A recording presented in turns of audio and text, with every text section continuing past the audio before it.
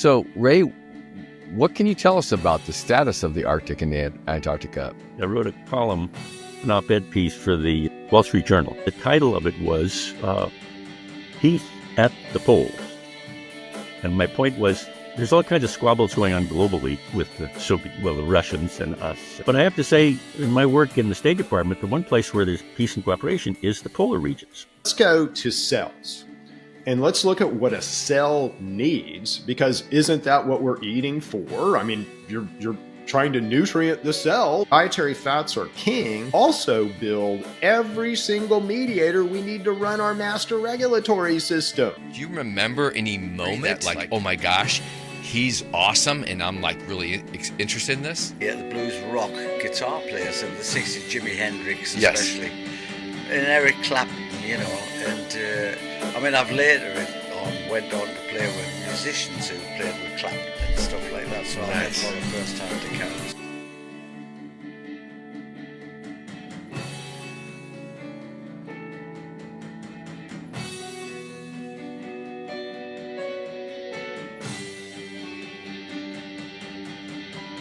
And we're live today on IMAGiNE Fitting In. And I have a very special guest today, Mr. Ray Arnaudo. How did you end up working in the polar world? There was a job in the Oceans and Polar Affairs section. I was like the number 2. And that seemed quite interesting to me. I mean, I had a choice to work more on, the various parts of the Oceans office, sort of the South Pacifico. They break assignments down by region. So there was in the fisheries, I worked on the West Coast stuff. I'd go to Alaska. I'd go up and down Oregon, Washington, and San Francisco, California. And I go out to Hawaii for various meetings of fishery councils where I was the international guy who came in and said, here's what's going on. Here's why the Japanese are trying to fish off our coast, and et cetera. And after that assignment, this other job came up where I was offered a chance to go work in the office that did Oceans and Polar. And as I said, the head boss, I was like his number 2. I'd go down to Antarctic meetings, Antarctic Treaty, the meeting on Antarctic Marine Resources, the Fisheries Agreement, CAMLR. And then interest started in the Arctic. This was in the sort of mid-'80s.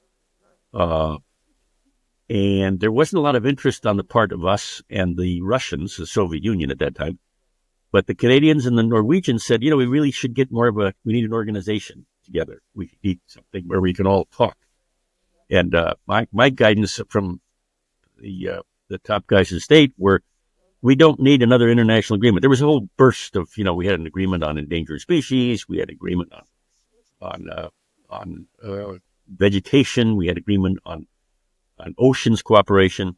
And the heritage state said, we got all these agreements. We're signing 2 a year everywhere. So, go there, but, don't agree to anything. Well, I came back and said, guys, the Nordic countries are big on this. They want a gathering. And so with that, the creation of the Arctic Council began.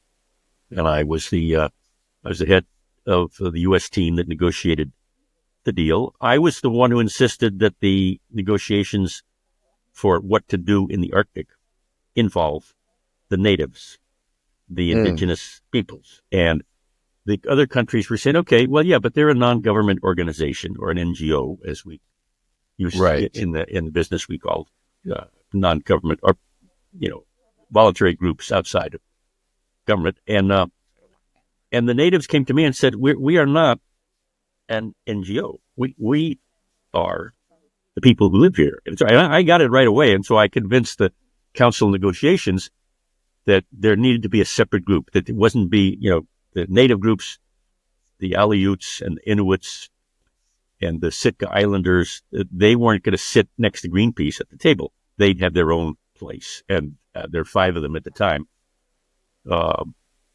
And they've always thanked me whenever I see guys from those negotiations. They'll say, you were the first guy who got us to realize we needed to be an independent force by ourselves, not just those observers on the sideline. And that was that. I felt good about that. That's wonderful. And so it made this council that really took the natives first, paid attention to them, let them speak on issues, and, as an equal partner at the table. I mean, we couldn't agree to let them be, there are 8 Arctic countries. We couldn't let them to be country number 9 because they aren't a country. I mean, they're part of U.S. government or Norwegian government. But we gave them the next best thing, let's sidestep away as the indigenous peoples groups. And that was instrumental to making the cooperation as successful as it's been, because the natives are there and they're telling you what they want. And the countries so tend to agree.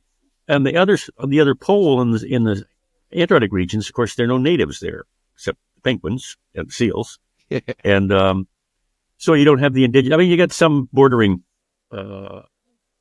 in the countries. Argentina and Chile and South Africa has groups who dallied a bit with fisheries and stuff off the coast, but there's nobody living on Antarctica, so you don't have to worry about indigenous peoples there. Just the animals and the critters and the fish and the birds, and that's plenty to worry about. So that's quick history. I mean, the Antarctic came after the main boss of the office retired, and so I took over and I took the lead on Antarctic stuff. So that's how I ended up going to Antarctic Treaty meetings, to Gottemoeller meetings, and to Arctic Council meetings at the same time. And my deputy took the rest of the office's responsibilities. So you had a kind of a blend of an oversight and experience and involvement with both the Arctic and the Antarctica. Correct. Okay. Yeah. Fascinating. So, Ray, what can you tell us about the status of the Arctic and the Antarctica? Because I've just recently seen more, highlights or stories on that region. Yeah. Those regions. Well, I've been saying to people, about 4 or 5 years ago, I wrote a column, an op-ed piece for the Wall Street Journal, and the title of it was "Peace at the Poles." And my point was, there's all kinds of squabbles going on globally with the Russians and us, and the less developed countries are all squabbling over stuff. But I have to say, in my work in the State Department, the one place where there's peace and cooperation is the polar regions. Oh, wonderful. And Antarctic Treaty has been there, and it has equal access to all, no mining activities, all countries cooperate, consensus decisions. I mean, the Antarctic Treaty is quite a wonderful document. And in the Arctic, it's similar, although countries there have their claims. They border the Arctic, so Norway has a claim, and Alaska, U.S., Canada. So there's that, but then we cooperate, and it's the same way on issues involving the Arctic regions, the Arctic Ocean. We all have to cooperate and agree to stuff. So the polar regions have always been that. There'd be squabbles with different countries. With the Antarctic Treaty met when the Brits and the Argentines were having a war in the Falklands. Or the Malvinas, as the Argentines call them.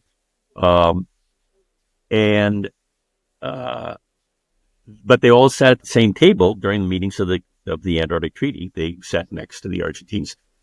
So it's always been peaceful, cooperative stuff. Well, now I'm thinking of writing the Wall Street Journal, saying, well, I got a new column I'm going to write on, not quite so peaceful at the poles. And that's kind of where we are today, is that because of these global differences, pretty much, the Chinese and the Russians have said, you're ostracizing us globally, so we are not going to agree to consensus on setting. Mainly, the main issue is setting quotas for fisheries in Antarctica. But there's meetings, but the last meeting, and I guess there's another one of the Gottemoeller just happened. Russia and China would not agree to the quotas that were agreed to. I mean, everyone, by the scientists gather and they say we should be able to to catch this much krill and this much cod and such. And those numbers were agreed to, except the Chinese and the Russians said, since you're not cooperating with us globally, we are not cooperating with you. So that's a real, I'm writing something on this. I sent a letter off to The Economist. It should be, we'll see if they publish it. But The Economist also had a big article 3 weeks ago on Antarctica, a couple of pages on what's going on. And they got it pretty straight. And it is that the Russians and the Chinese have disrupted the normal cooperation in the southern regions, which is unusual. So what kind of, terms of, obviously, the change in the weather, so to speak, excuse the pun, what kind of scientific research is going on in the Antarctica right now in terms of climate change? Cooperation is still pretty good, although there's, signs of lack of it. But the scientific community in Antarctica has always been open. Even at the worst times of the Cold War, American scientists would go to Soviet stations, and Soviets would go to American stations. I've been on 2-3 inspection teams under the Antarctic Treaty. The countries are allowed to send a team down without permission of anyone else. You just go and you say, all right, I'm offshore. I'm in a ship about 20 minutes away by helicopter, and I'm coming in to inspect your station. And that's one of the beauties of the Antarctic Treaty, that it allows for unannounced on-site inspections to make sure that you're playing by the rules, that you don't have any military activities, which are banned under the Antarctic Treaty, that you're disposing of your waste properly, that the structure has been properly vetted and meets up with standards for how you work there. In other words, you aren't polluting the environment. Right. And so I visited most of the different, I think all the countries that were party at the time, went to their station, go in, I'd say, hi, I'd call. I said, I'm offshore. I'll be there in half an hour. I'm with the inspection team, and we'd like to make sure you're playing by the rules. So that's worked. And it's still working, I think, although we haven't sent an inspection team since the Russians and the Chinese have said we're not helping as much. We're going to not cooperate. So I don't know. But the exchanges are still taking place.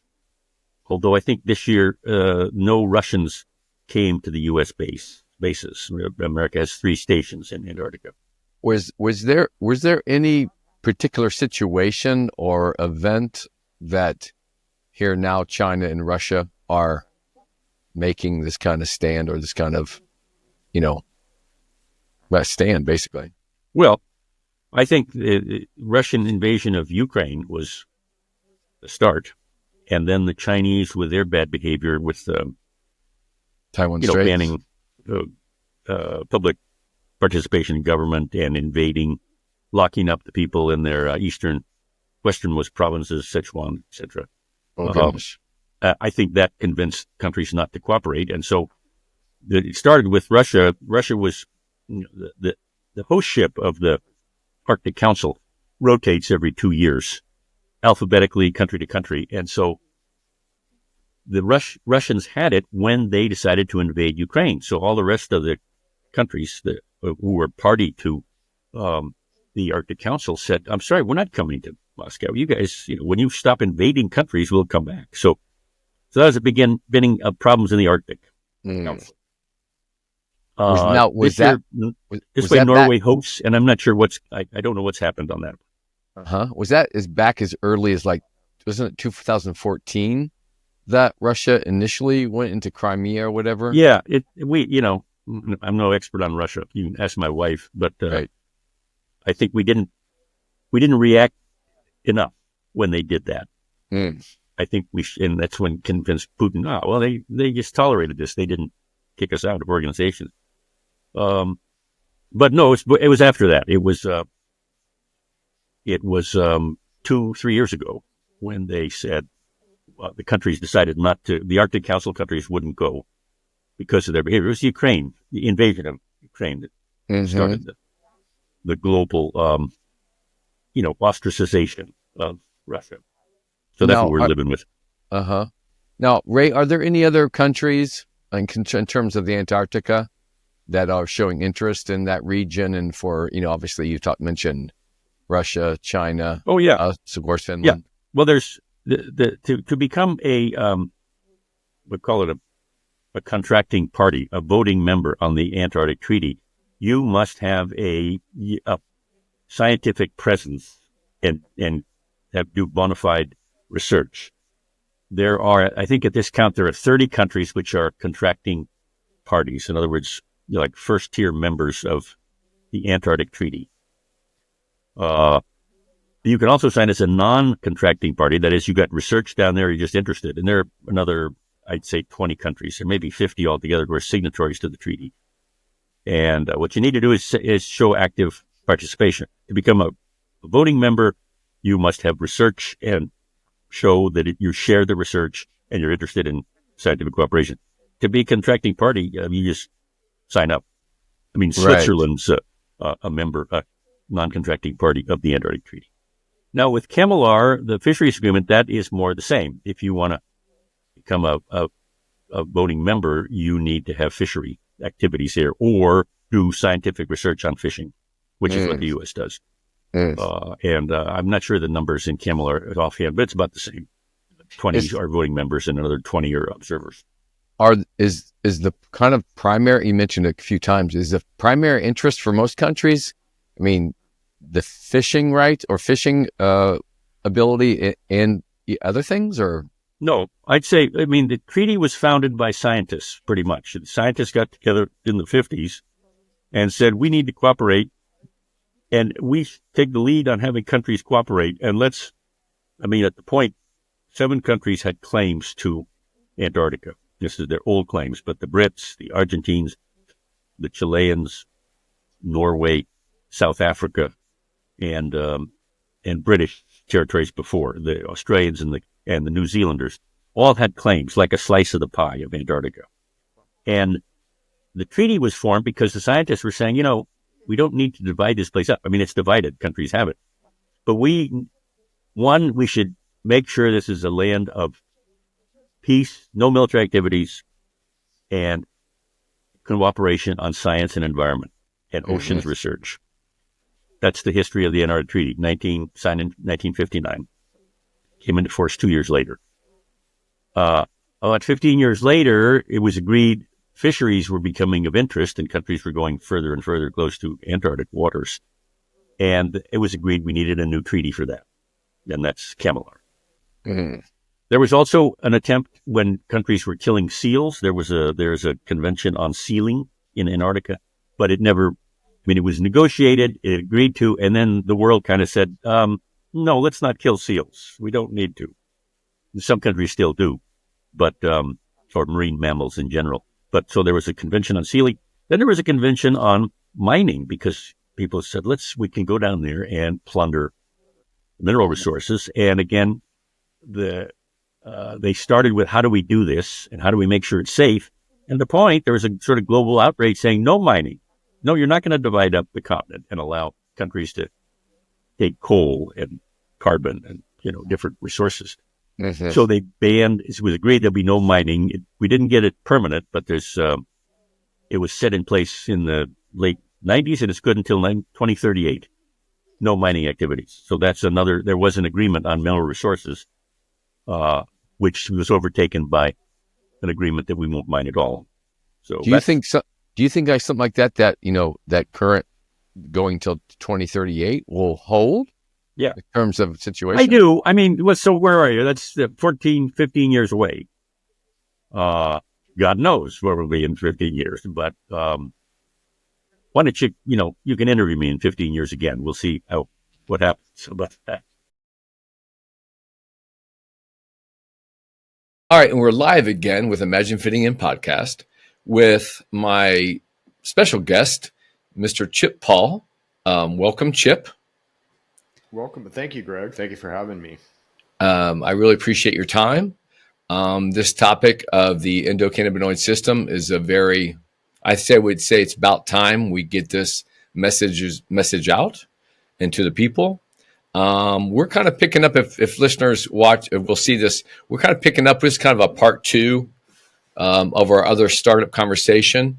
And where we were talking about was how is the endocannabinoid system related to eating, and through food and how that affects us. Yeah, and so we really have to go all the way back down to a cell and really understand kind of what a cell is doing and kind of what a cell wants and needs. And so inside of arguably the most important thing a cell does every day is produce energy, right?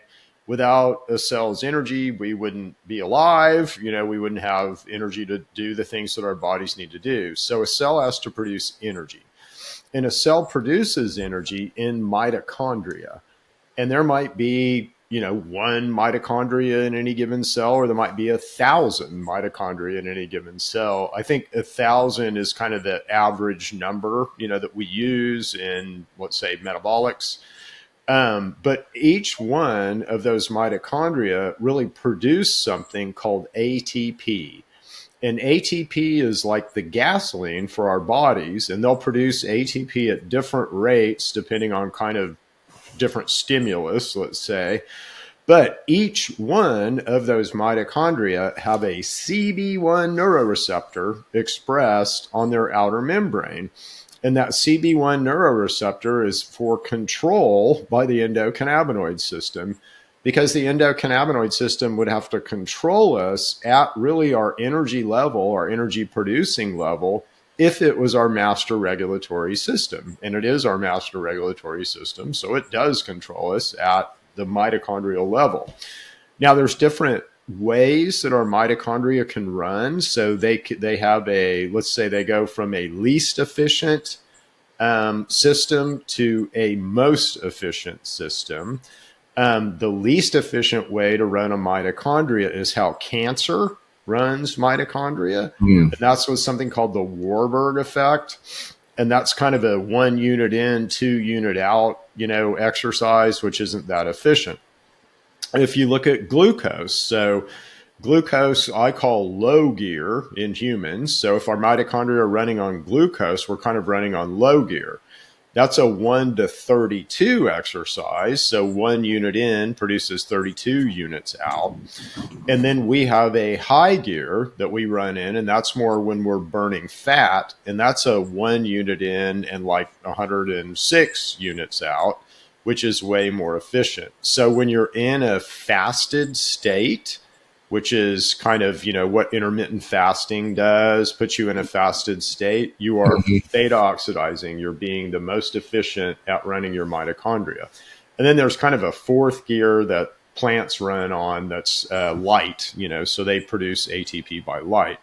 But all of those things matter in how we produce energy and kind of our overall energy status. And so, there's this whole low gear, high gear thing that really has to do with eating. But it all comes back to mitochondria and basically the control of those mitochondria by the endocannabinoid system. So like the endocannabinoid system will know if you're in energy distress, if you need energy. And again, how does it know? By that CB1 neuroreceptor on the mitochondria. And then it will control that mitochondria with that CB1 neuroreceptor. So that when you say CB1, is there a CB2? Did I hear CB2 receptors as well? Yeah. So let's back up a second. So the way the endocannabinoid system works is it's like a pharmacological system. So it works very similar to, let's say, our endorphin system or any of the other pharmacological systems that we have in our body. And so it will have basically ligands, let's say keys, and it will have locks. And so the locks are receptors that are on cells. And in the endocannabinoid system, there's really 2 main types of locks, CB1 and CB2. And then there's ligands that will interface with those. So your natural ligand at CB1 is a fat generated from omega-6 called anandamide. And THC mimics that, and that's why THC works. Okay, I have a question for you because you said lignin, correct? Yes. So the flaxseed oil that I consume I picked that like unfiltered high lignin. Okay, lignin. Now, how's that link? Yeah, lignin is different than ligands. So ligands are a way to describe, let's say, a general class of stuff in your body that are proteins. Okay, so inside, a cell. What is the number one thing a cell wants to do? Produce energy. The second thing a cell wants to do, defend itself. The third thing a cell wants to do is work. And most of the work that a cell wants to do is produce ligands. So ligands are proteins, just a string of amino acids. Got it. They signal, so if I need to, tell my body to do something, I'm going to produce a string of amino acids, send it out, and tell him to do something, right? Yeah. Okay. So then what, obviously I think it's fascinating to me that I don't even know that even the term just master regulatory system in terms of like, was that ever, I've never gone to a doctor. I've never read those three words together. And, it's sort of like a real education for me. And I'm sure my listeners, and obviously you're the expert, that the endocannabinoid system, as you sharing here, is the master regulatory system. And so it's almost like, wow, what we don't, it was never described that way. We obviously was always told like nutrition's important, what you eat, rest, exercise, all these, air quality, water, blah, blah, blah.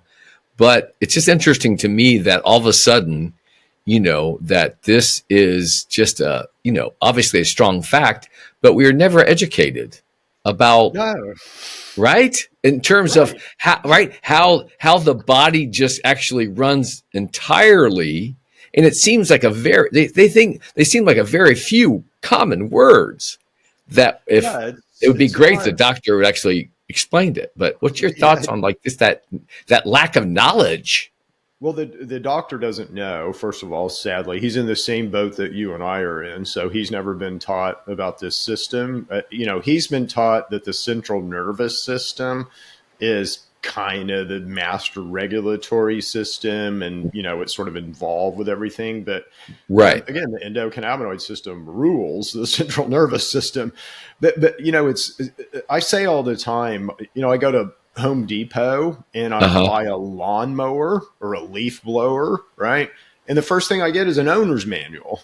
And I'm one of those guys that opens the owner's manual, and I'm going to figure out how to put it together. And then I'm going to figure out what to put in it and how to care for it. And if stuff goes wrong with it, then how to troubleshoot it, right? So I get an owner's manual for anything that I need to take care of except me, right? I never got an owner's manual. So my wife and I ended up writing one. So you can go to our supplement website, TRUEMEDX.com, TrueMedics.com, and for free, you got to give up your email address, but you can download Operations Manual for Humans, which will help a little bit in this kind of crazy world, understand kind of what's going on with you and how to care and feed for this thing. And when I was back in the day, when I got into fitness, and I had a real hard steer into nutrition through the help of my dad, God bless him. And I remember that, coming to discover that doctors, obviously, they don't have any nutrition classes. They're basically in the business of disease. And that, like, our whole human development's been like, oh, why is this scarlet fever? Why is this person going crazy? Why is this? And they go after all these end results and these treatments for these maladies. But, again, it's kind of like an oxymoron in terms of health. Like, yeah, come to the doctor and you stay healthy. Make sure you stay healthy. But ultimately, it's like, I don't want to wait around and like wait for a disease to happen. So I think that, again, that this is just enlightening for both me and I think a lot of people. But what other types of like animals have the endocannabinoid system? Is that like from our creation? And okay. So you have to really kind of dial this back. And if you know a lot, let's say about cellular biology, I mean, just the fact that the mitochondria, right, the average, right. So, but the mitochondria inside of every cell has an endocannabinoid receptor, as do endoplasmic reticulum, as do most organelles inside cells. Not just every cell, but organelles inside cells. So that just should, if you're science minded at all, that should just ring in your ears and say, oh my gosh, that's just tells you how old and basic the system is. But if you just go back to, let's say, an endocannabinoid system itself, where we developed that was in something called a sea squirt, it's looking like. And a sea squirt is where we went from kind of sponge-like things in the ocean to more vertebrate. And a sea squirt, their larvae will have a little bit of a backbone and a tail to kind of swim to the next rock, right? And I think most in layman term, people would think of the seahorse, right? The little, Yeah, the start, right? But basically, those guys had an endocannabinoid system. And so really anything with a spine goes back to those guys. So anything with a spine will have an endocannabinoid system, to answer your question. Got it. Now, you mentioned something about doctors and kind of, let's say, our existing system. And it's sure looking like, let's say, our existing system is kind of this little box, right? Right. That doctors are trained in and kind of researchers are trained in, when the truth is much bigger, right? And that's nice if you kind of know the truth, because you could be like a little god. Oh, I could dole you out little pieces of truth and kind of control how science, moves along and advances and all that. Well, it kind of looks like what's been done, sadly. And so the box that these doctors have been put in is kind of this single molecule drug development, box that never considers any kind of outside party, like a pathogen, like a bacteria, virus, things like that. So not even like, okay, that small box. And you can see it almost justifies this whole idea of like when we hear about all these doctors just being able to put their head around specializing in one area, but not looking at the big picture, all the boxes, how they play with each other. Yeah, if you've ever read a spy novel, right? So one of the things in a spy novel is they'll talk about compartmentalizing information. Yeah, right. Well, this is so bad in the medical system. Like, let's say if you're an oncologist, right? So if you're a cancer doctor, and somebody brings you a X-ray, okay, doc, will you look at my X-ray? No, I can't look at your X-ray. It's too much information. No, it's outside of my professional scope. Got it. My professional scope is oncology. And if I recommend anything outside my professional scope or give you any information that's outside my professional scope, then I'm basically committing malpractice and you can sue me. So doctors are pretty, boxed in, let's say, and even doctors who don't want to be boxed in, are boxed in by the system. Right. And no doctor wants to lose his livelihood or loses, malpractice insurance. And so I kind of got you, doc.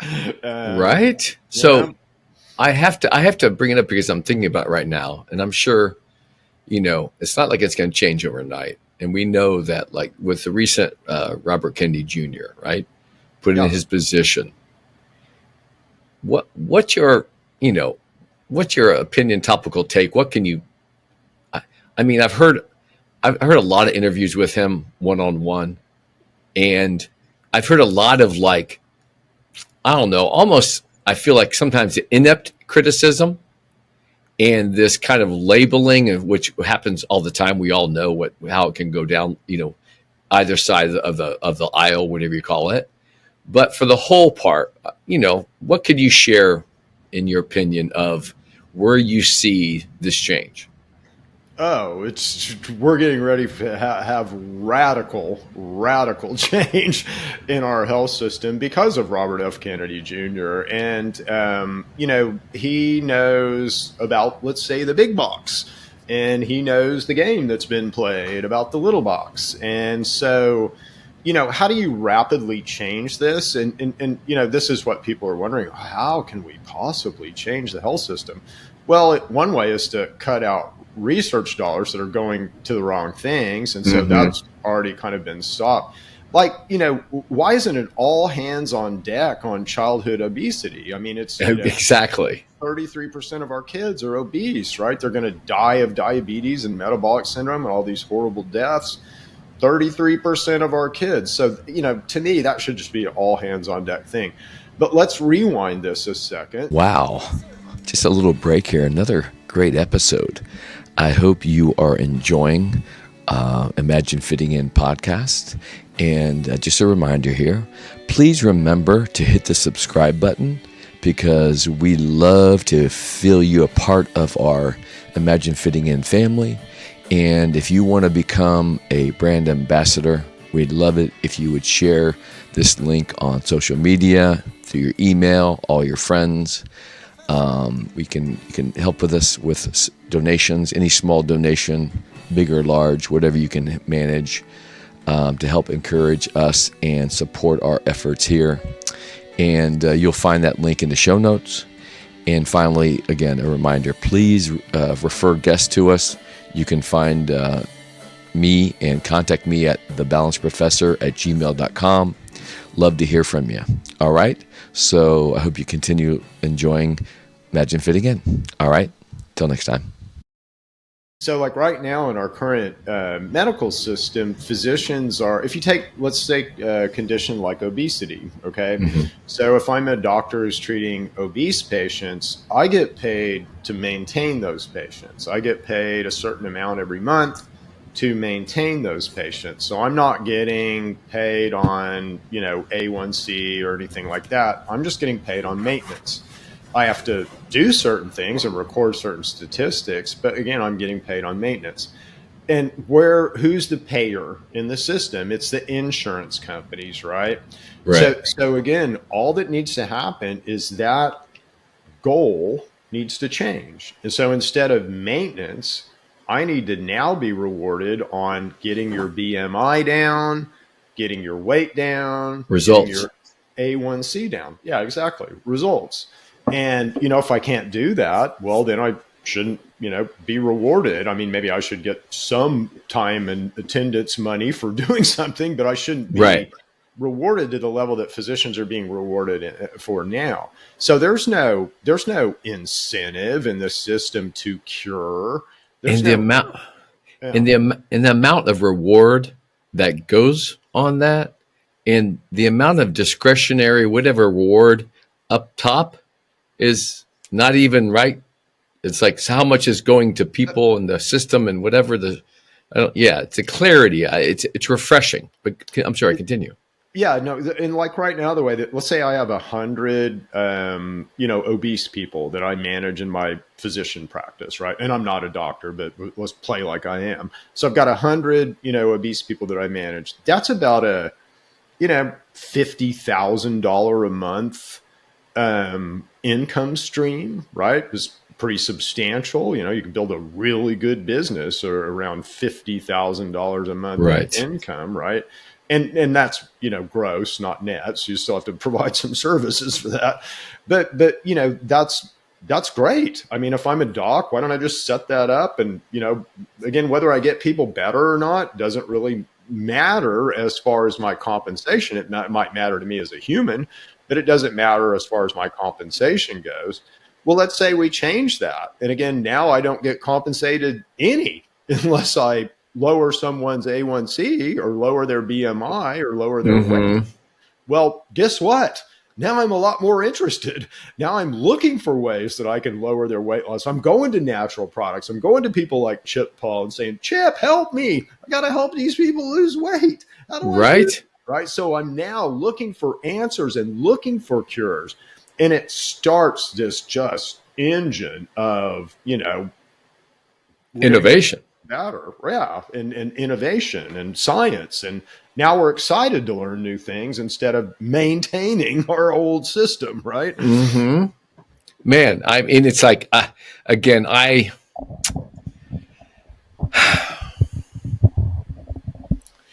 the whole,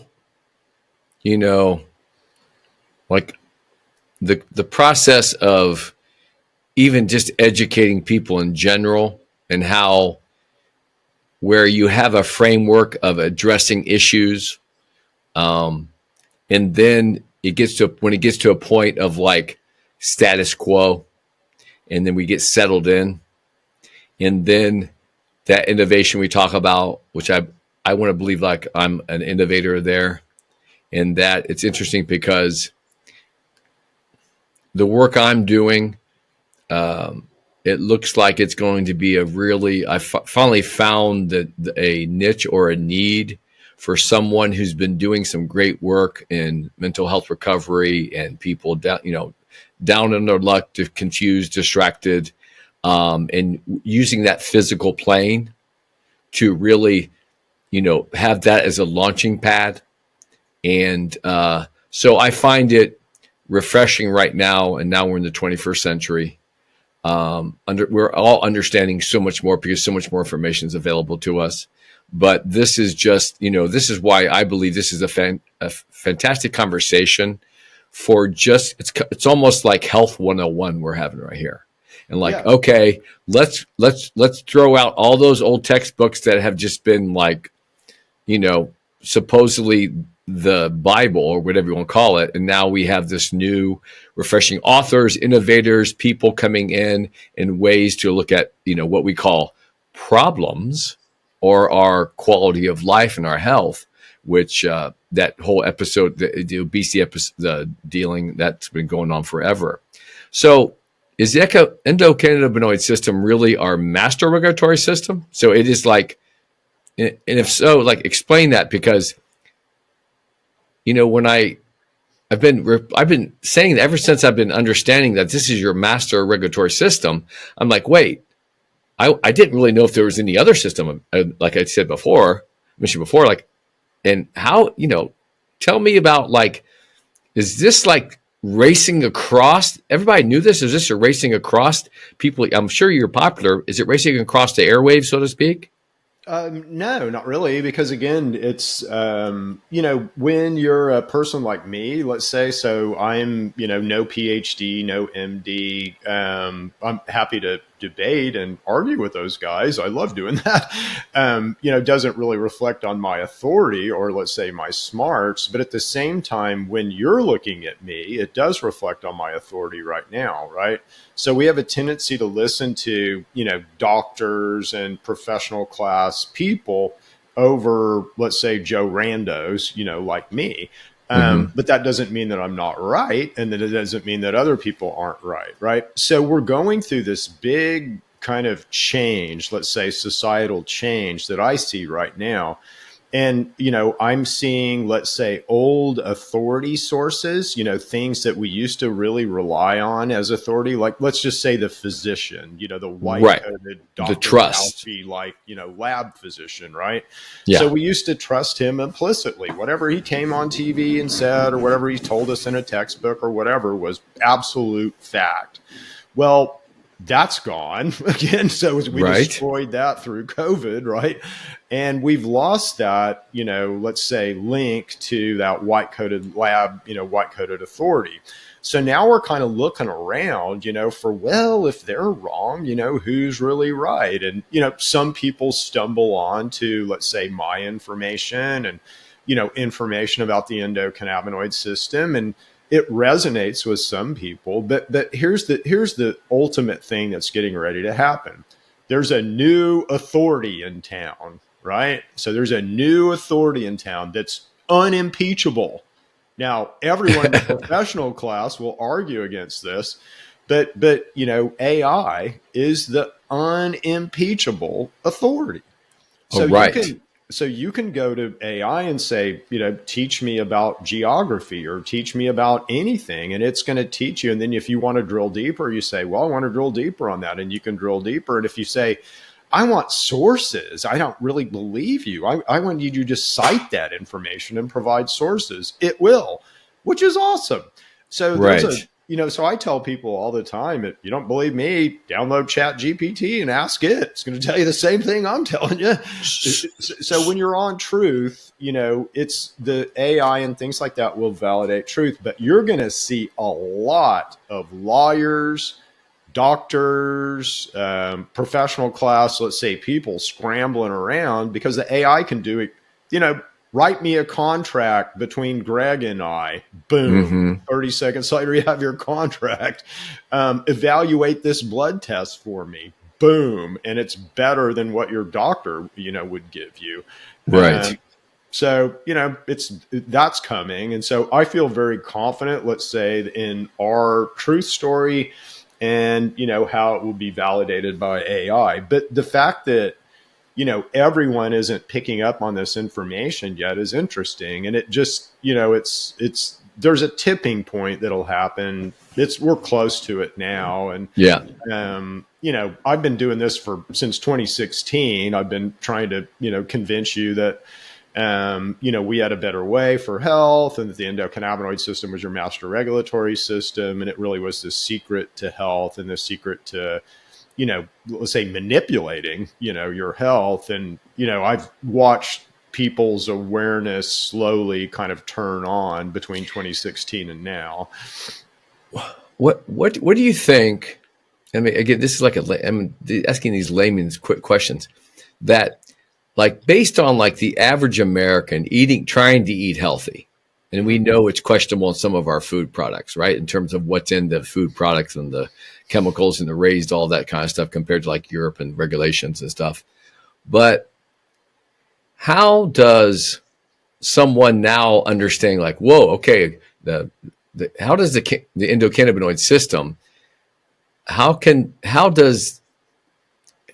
they like get advice and information like you that, on the street, so to speak, that this is science. Yep. And it's reality, and we're cutting through some bullshit. And how does the average person kind of relate to that? Now I know it's the endocannabinoid system is the master system. Where do we go from there in terms of how can now I know it's going on, but now I'm doing everything. I'm eating right. I'm sleeping good. I'm trying to eat as good, as clean as possible. So what's your thoughts on just general, like the layman's person? Yeah. What is eating right? What is eating right? I would start there. What is eating right? And where are you going to go to find that information? You're going to go to the USDA? Well, that's a lie. We've learned that now. That's what I did as a profession. And of course, I always played in bands from when I was a teenager because I was a guitar player, not a fiddle player. Okay. I was influenced by the great rock guitar players of the 60s, Hendrix, Jimi Hendrix, and, Clapton, Peter Green. Yeah. All that. And that's what I did. Later on, people know me now as like a fiddle player. Okay. But initially, it wasn't that at all. It was a different life. It was, the heavy blues rock thing at night and the sign work in the daytime. Awesome. That's what it was. That's about what, I wasn't a drummer yet, but I was running sound for some bands. Right. And I was a graphic artist out at the base. So we've got a similar thing going on. Yeah, it's amazing, right? See, this is wonderful. Yeah.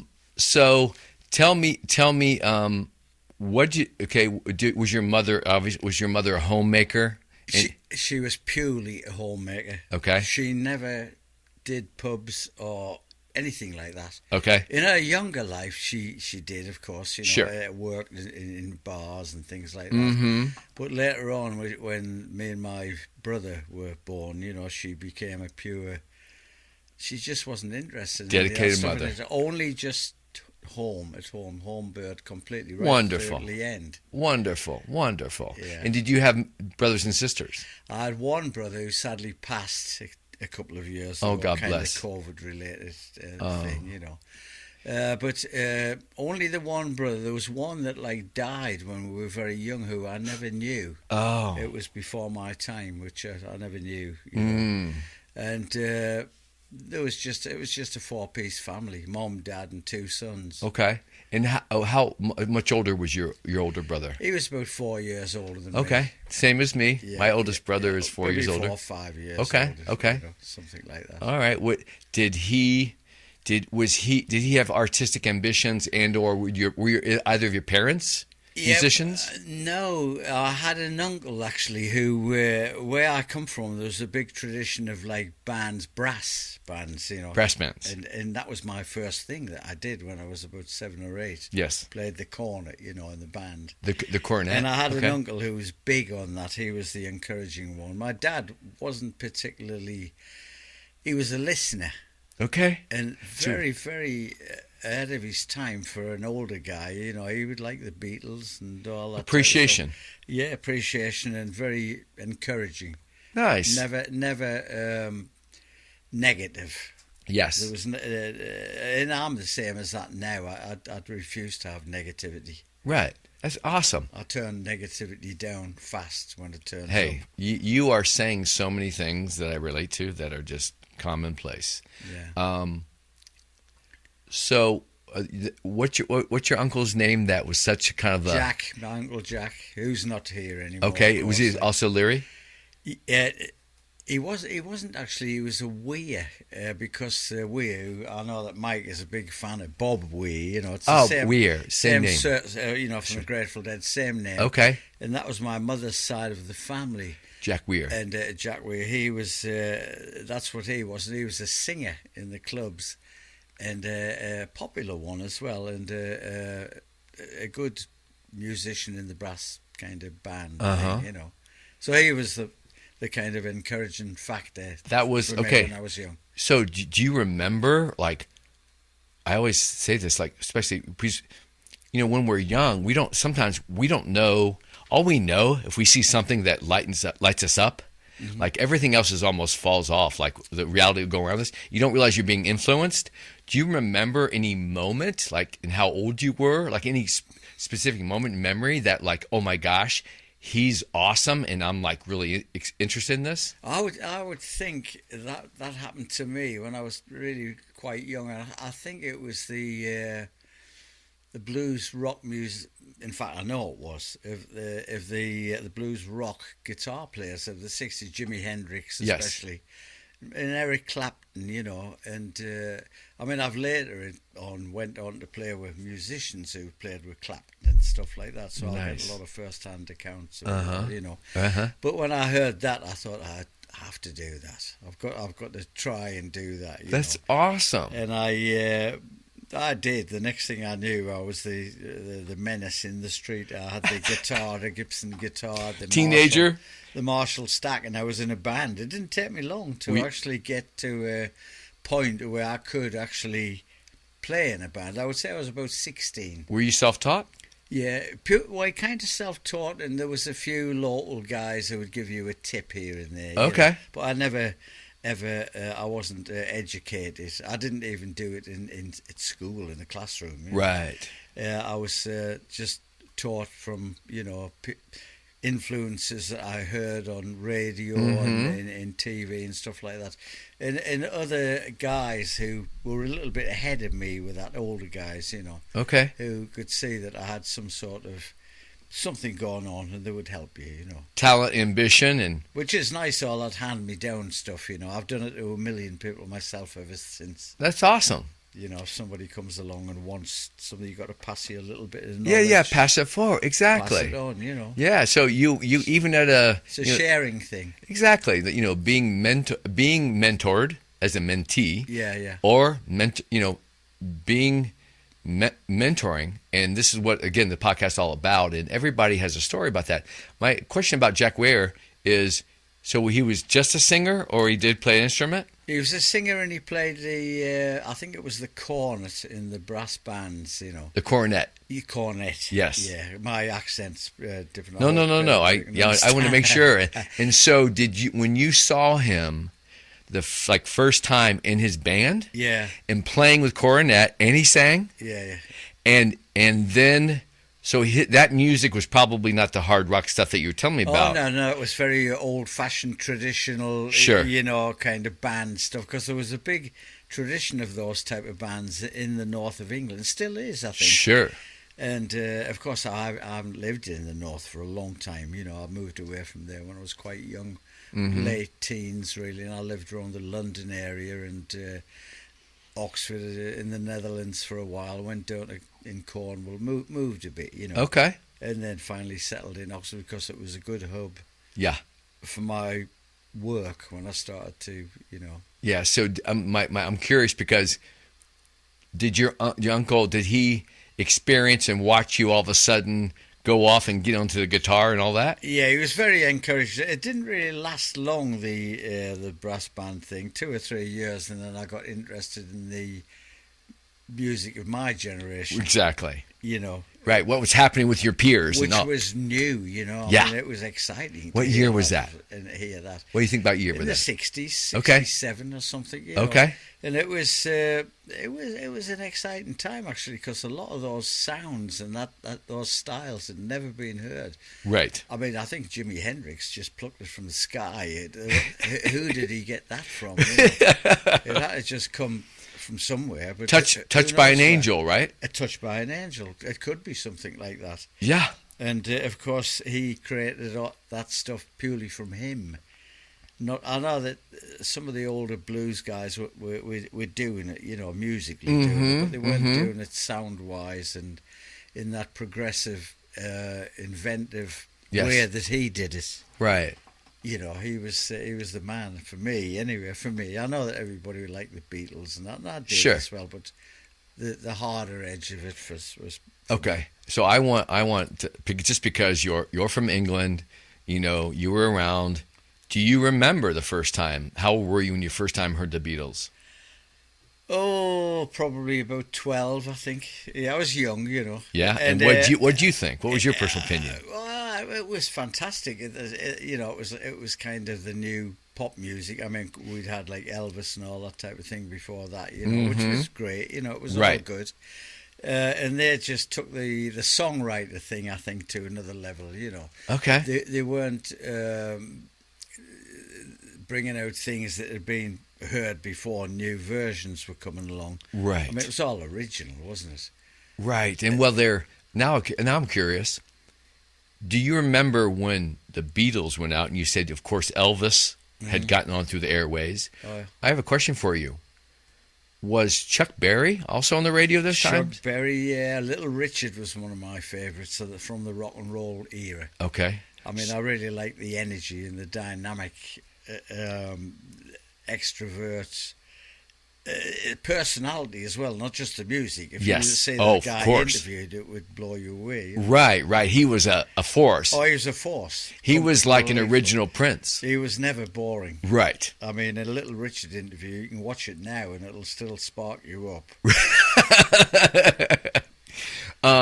So, that being said, hearing all those American artists, I'm assuming you heard it, is it on the BBC, or how do you hear that? Yeah, it was all radio at that time. And of Right. course, you could buy the records. You could still go out and get the vinyl. Okay. And which I did, actually. I remember when Hendrix's first album came out, Are You Experienced? I had it ordered for the minute, the morning it came out. I had my copy, Nice. So, nobody had heard it. That's fantastic. Yeah. Now, I've read like multiple biographies, like I think of Keith Richards. Yeah. Like he grew up on the other side of the tracks. Mick was on the other side, a little bit more affluent. Keith was more humble beginnings. And at the time, when we were talking about like deep, muddy waters and like B.B. King, a lot of black artists. Yeah. I guess the music and albums were not as available, or couldn't be accessed, or I don't know if they were available at all. Very, very limited outlets. I know that the first time I saw it really readily available was 2 record stores in London. Mm-hmm. Collett's and Doorbells, I think they called them, both in the West End, heart of London. Right. You'd go in there and all those imported records were there, but they weren't ready and available in your average record store. Got it. And so I can only imagine that everyone, just like us in America when we were back in the day, younger, that before we started being able to afford albums, right, and record players and all that kind of stuff, the radio was the key. Oh, absolutely. Delivery system. Yeah. Of course, the downside of radio is it just does what it does. Right. The track doesn't pop up when you want it. It'll probably pop up when you're on your way out the door or in the bathroom or something. Whereas when you have the record, you can actually play it as and when you want. So when you were, experience with your uncle influenced you, things were happening. Obviously, the Beatles were out, Elvis was out, all this influence of all this music, of this 60s rock and blues. And I'm curious... You're a gunslinger guitarist. You got your Marshall stack. What kind of guitar was your first guitar? I had a Gibson. So I mean, the first good one I had. I did have ones which were just sure, kids' guitars. Really, but the first really good one I had was a Gibson SG.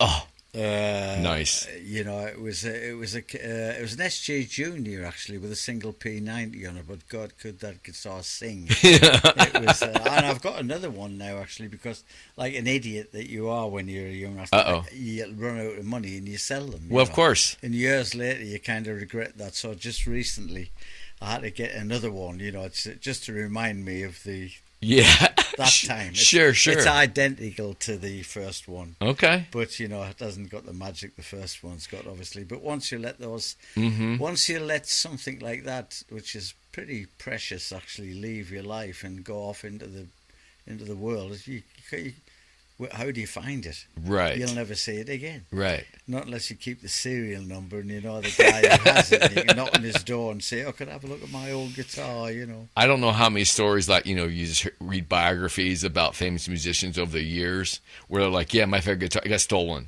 Or, they don't get lost, it gets stolen. Yeah. Yeah, I mean, I read a thing the other day where a guy just left it beside him on the underground platform in London. Oh my God! And it was gone. Oh. He just got distracted, and somebody had. So during that time, what was your elementary? You went to elementary school and middle school. Yeah, Did you go to a high school and complete that? Yeah, kind of that. Yeah. That, but I wasn't very keen or happy about it all. Sure. I dropped out really. I wanted to do my own thing. Got it. And I was a little bit rebellious at that time. Oh, sure. In teen years. Absolutely, that's all you are. You had your idea of what you wanted for yourself, and you were going to get it. I was pretty headstrong at that time. So now you're working during the day, you said, doing some sign. At that time, I was. I went and trained as like yourself, Greg, a graphics and sign person, and it was a good job. I loved the work. So you had the on-the-job training, I imagine. I did it in college. I did a thing called the City and Guilds certificate, which is a qualification of that. Was that in Oxford? It wasn't actually. It was in York, which is a really beautiful city in the north of England, if anybody's ever up there. Mm-hmm. York and Durham are the two historic points. They're about 100 miles apart. And it was there, actually, where I kind of learned all that stuff. And it saw me in good stead for a few years. Right. And, do you remember the person who trained you? Well, I can remember them it's a long time ago. I remember them kind of, but they're probably all dead and gone now, actually. It's a long time. They were older guys. Right. Nobody stands out with a name in your memory. I think if you're doing an old-time hand-crafted thing like that, I mean, it's okay to get that stuff off a computer, but if you want to do it on a brand-new vehicle which is just off the assembly line, it's a big responsibility, because that guy doesn't want to come back and find his brand new truck messed up because the lettering is all you guys even did lettering on automobiles. Yes. Did you do buildings and stuff like that as well? Buildings, pubs, automobiles. And on glass heavy transport, gold leaf. Wow. We did a lot, and of course it was a big responsibility really, because he used to do it on expensive things. Yes. Brand new vehicles, and people were coming back and they were quite... I never got into trouble with it. I always made sure that I was ahead of the game. Keeping in your lane in terms of the quality, what you're what I can pull off. Yeah, I used to always make sure I didn't do that with a hangover. Right. I would say that, you're obviously a natural craftsman. Right? That craft. I would say, yeah. And then I have a funny story, real quick story, is that when I grew up, I don't know if it has anything to do with it, but I'm left-handed. Right. My dad was left-handed, and his uncle was left-handed. He was an artist. Was Jimi Hendrix. Yeah. I'm going back to what you said about your uncle. Mm-hmm. This was an uncle on my father. This is my father's uncle on his side, obviously his side of the family. Right. It would be my great uncle, and he was left-handed. And I think he kind of influenced my dad, but he was a wonderful oil painter. Ah, right, okay. And I grew up and I'd seen these oil paintings and I was like, wow. And then my father, he was left-handed also, and I've come to find out that he was more his ultimate medium, but he explored all kinds of mediums with us as kids. Mm-hmm. He saw something in me, my creative flair, and after years, I've come to discover his medium was writing. Ah, right. The written word. Yeah. So, but going back to sign painting, I'm about 10 years old. Yeah. He goes up and he researches through books and stuff. Okay, we're going to go ahead and we're going to tell our barber we go up to, it's $1.25 for a haircut. Right. And he convinces the barber. I don't know if they did a barter trade. He said, "Yeah, we'll paint a sign." We had to paint it inside the glass, backwards. Right, that's it. Yeah, right. Yeah, yeah. For the barber, and my dad took me on as like this self-proclaimed sign painter. He was, but he didn't. He wasn't have historical experience. He brought me in, and we did that sign together, Tom. Brilliant. And I can still remember it was right up here on Woodman Drive near Patterson Boulevard, and it was like I just felt like I was a cat's meow. To do something like that with your dad, to work with exactly. your dad. I mean, the only thing I did with my dad, we were drinking buddies, actually. Yeah, we used to drink together, actually, and it was good, you know. And you appreciate that fine music together. To do a social thing together. Nice. You know. So, tell me what kind of took place? Like, what was your world like? Say, what was the transition from leaving that sign painting job? Was it more your life was taken off? What happened? Well, what happened? The way I kind of like went into music full time. I was still playing in bands, you know, weekends and things like that, club bands and stuff. There's a big tradition of clubs in the north of England. There was always plenty of gigs. You could gig every week. The big transition came when,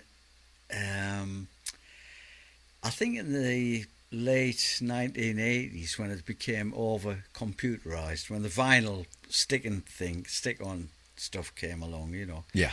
And it really depleted the work of a guy who did hand painting, you know. Right. And my workload went right down. You know, as soon as those vinyl cutters came along, I didn't have any no jobs, no work.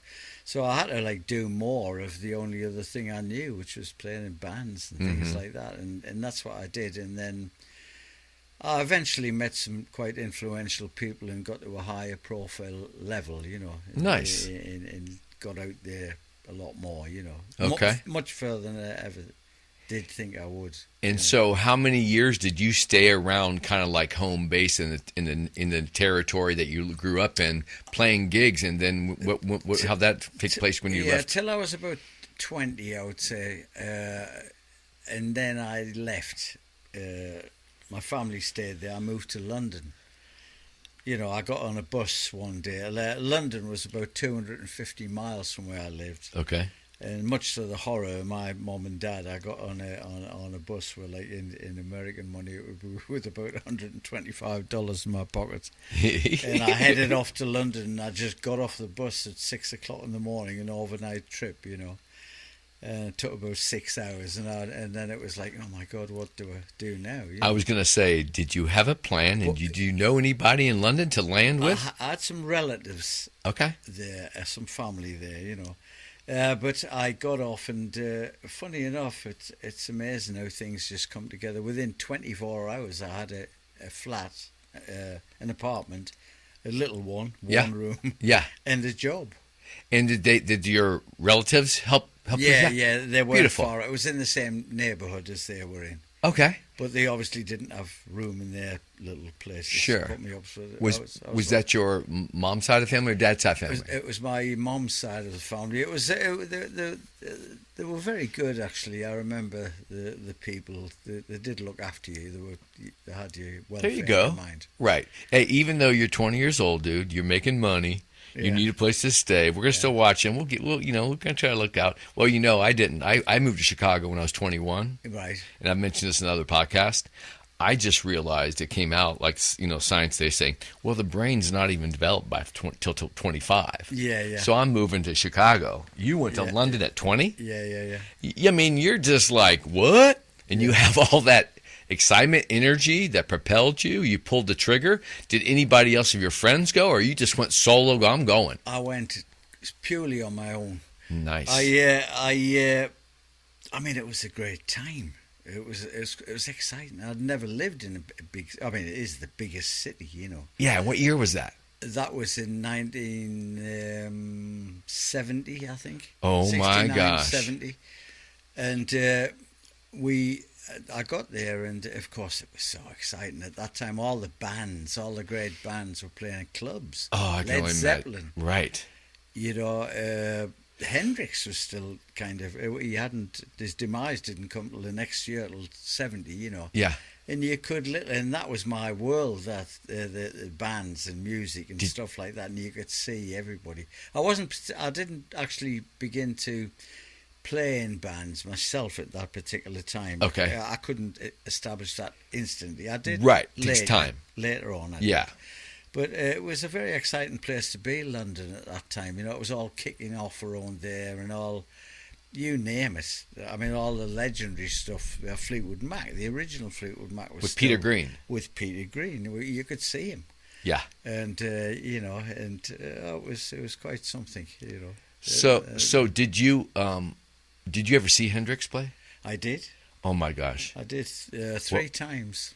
Really? I saw him in the very first time was in a club up in Newcastle, a little club called the Club of Go-Go. And it was great, actually, like, because it was a little tiny place, much smaller than where we were last night, Grimwood. Wow. And I remember it was a little tiny stage with a kind of plaster ceiling. I remember him ramming his guitar up through the plasterboard and getting showered in. Really? Yeah, and for years they had a circle drawn around that hole, you know. This is Hendrix Hole.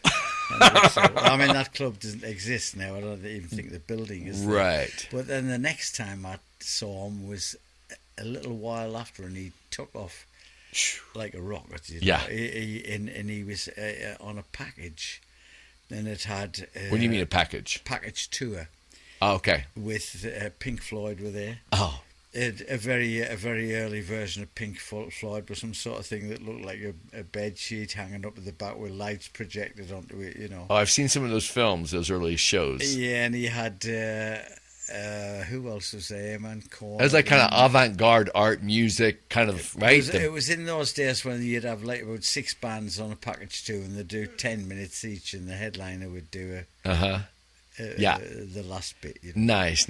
Yeah, and it was. Now, what other, I mean, here in America, we're blown away when the same roots, gospel from rock and roll to the blues players that were kind of oftentimes not played on the radio full out, and all of a sudden we get Led Zeppelin and Eric Clapton and the Yardbirds, all of these people, the Yardbirds, all that kind of stuff, all these musicians from England who are actually inspired by our own roots music here, and it comes back at us, and we think this is the new thing, like, whoa. Yeah. And now I remember as a young kid going, I didn't realize that till I got older, how they were influenced by all those artists. Did you see Clapton and other major English stars like back in the day? Oh, I did, yeah. I saw them all live. But it was great that the influential American people were coming over as well. You know? Yes.